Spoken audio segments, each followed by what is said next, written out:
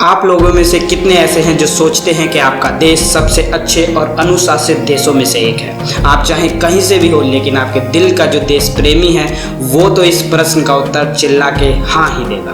पर अगर आप लॉजिकली सोचेंगे तो हर देश को अभी तक कुछ ना कुछ सीखना बाकी रह गया है। कोई भी देश अभी तक पूर्णता की स्थिति में नहीं पहुंचा है, लेकिन एक ऐसा देश है जो हमें पूर्णता के बारे में बहुत कुछ सिखा सकता है, बशर्ते अगर हम सीखना चाहें तो।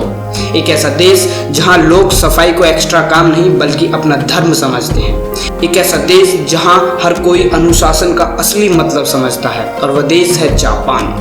आप भी सोच रहे होंगे कि ऐसा क्या खास है भाई इस देश में जो हमारे देश में नहीं। इस प्रश्न का जवाब बड़ी ही सरलता के साथ इस वीडियो में दिया गया है।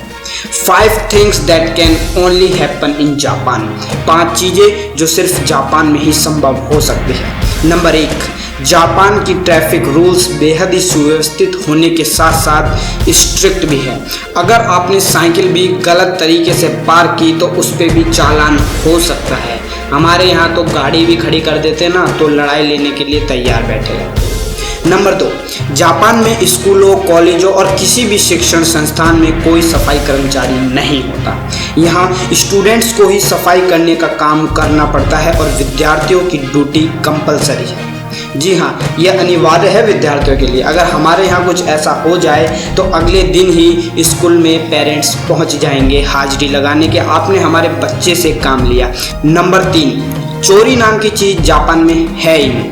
लोग सोचते भी नहीं है कि उनकी कुछ चीज़ चोरी होगी, इसलिए यहाँ ज़्यादातर दुकानों में दुकानदार होता ही नहीं है। सारा काम वेंडिंग मशीन से ही हो जाता है।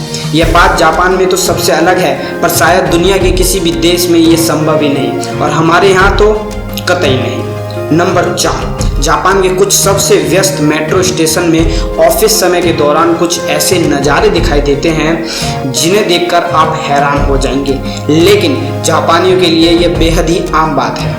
यहाँ अधिक भीड़ होने पर स्टेशन स्टाफ लोगों को ट्रेन के अंदर धक्का देकर दरवाज़ा बंद होने में मदद करते हुए दिखाई देते हैं। इन्हें ट्रेन पुशर भी कहा जाता है और इसके लिए इन्हें मोटी तनख्वाह भी मिलती है। मिलनी भी क्यों नहीं चाहिए, आखिर इतनी मेहनत का काम जो करते हैं। जरा सोचिए कि अगर हमारे यहाँ कुछ इस प्रकार की जॉब होती तो आप सोच सकते हैं कितने ऑनलाइन आवेदन जाते।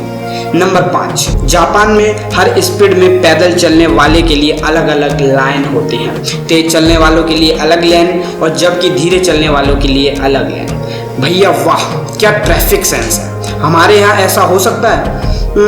ना भैया, कभी नहीं हो सकता। पर मैंने पहले ही कहा था, अगर हम सीखना चाहें तो हर चीज़ बदल सकते हैं और बेहतर तरीके से कर सकते हैं। बस उसके लिए आपको अपने अंदर सोचना पड़ेगा कि आई कैन डू इट।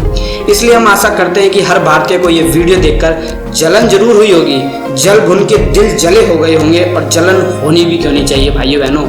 माना कि हमारे देश की परंपरा पूरे विश्व में सबसे अलग है और सबसे अच्छी है, पर दूसरे देशों की कुछ अच्छाई भी हम सीख लें तो क्या जाता है आखिर हमारा। हम बेहतर ही होंगे। हम ये नहीं कह रहे कि हम बेकार हैं, हम और बेहतर हो सकते हैं। हमारे पास ऐसी चीज़ें हैं अगर जिसमें हम और चीज़ें ऐड कर दें तो इतनी बढ़िया चीज़ बनेगी जिसको कोई विश्वास भी नहीं कर सकता। अपनी खूबियों के साथ साथ अपनी कमियों पर जरा सा काम कर लें तो बिल्कुल मज़े वाली बात है।